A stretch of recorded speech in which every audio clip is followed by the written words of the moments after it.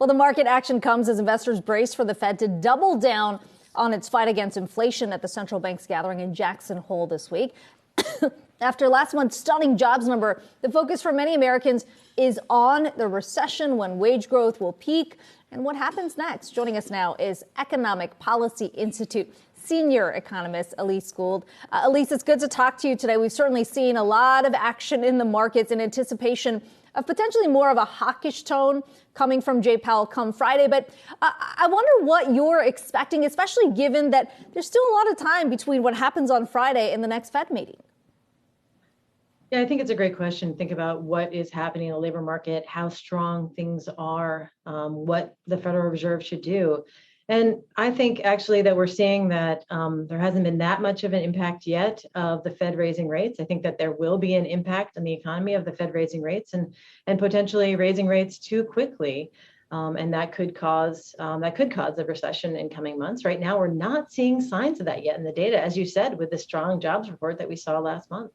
Yeah, on that front, we did hear from Minneapolis Fed President Neil Kashkari yesterday saying, look, my biggest fear is the fact that we may be wrong, the market may be wrong, and potentially we may have to move more aggressively. How aggressively do you think the Fed needs to move, given the data that's in place right now, to get the central bank back to that 2% target? Well, I think it's important to remember that inflation is not coming from the labor market.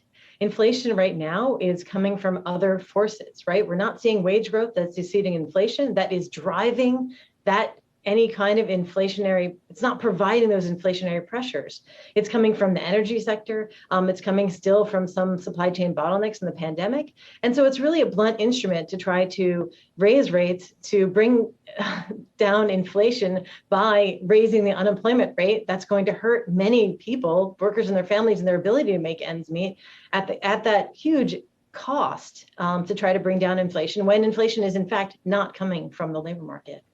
Yeah, I mean, on that front, when we're talking about the labor market right now, we've seen a number of reports out there that suggest, look, employees who have had a lot of leverage over the last few years may be starting to lose some of that as well in terms of being able to bargain for wages, additional benefits. What are you seeing right now that points to a potential easing on that front?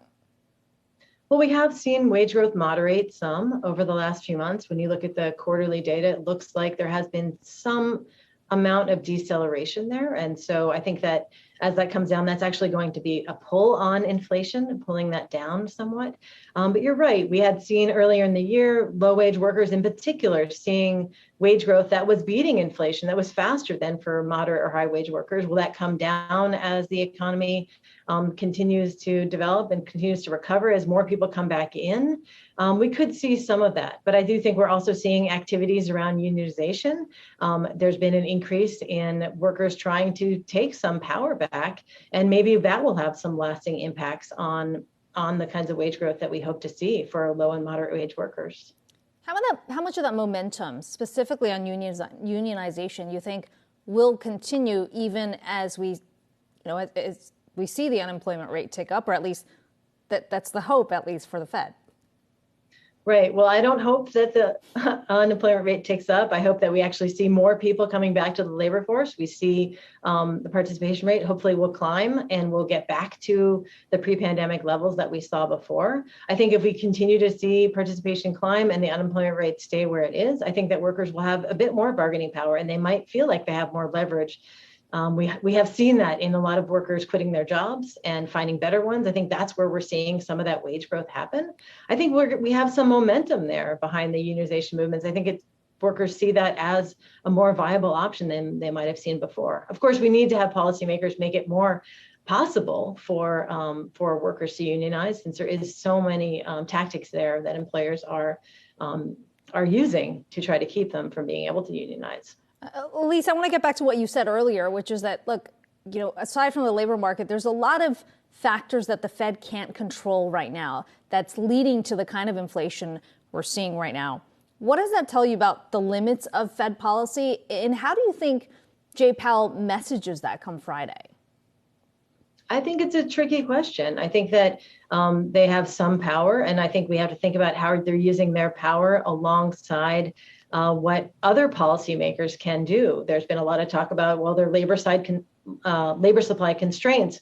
Well, what can we do to try to increase labor supply, make those kinds of investments? We know that public sector employment in particular is still down about 600,000 jobs. What can we do to try to bolster people coming back into those kinds of jobs? What can we do for the care workforce to make it possible for more people to rejoin or join the labor force? I think those are other kinds of options we can see to keeping the economy moving at a steady clip.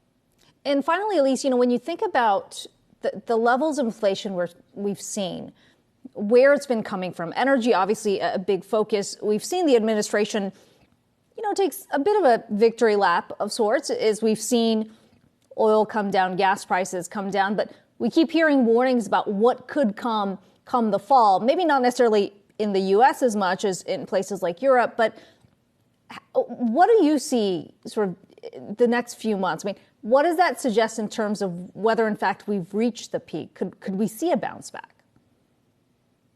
Well, I'm actually pretty optimistic. When we're seeing energy prices come down, I think that in the next few months, we're going to see that filter into lower prices across the board, because so much of the price inflation that we're seeing in other sectors has to do with the cost of transportation, those energy costs. And I think that will filter through. And I do believe we're going to see some moderation in inflation coming up.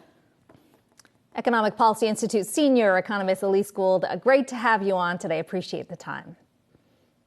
And of course, we will be all over the Jackson Hole Symposium. Be sure to tune into our full coverage of the world's most famous central bank symposium.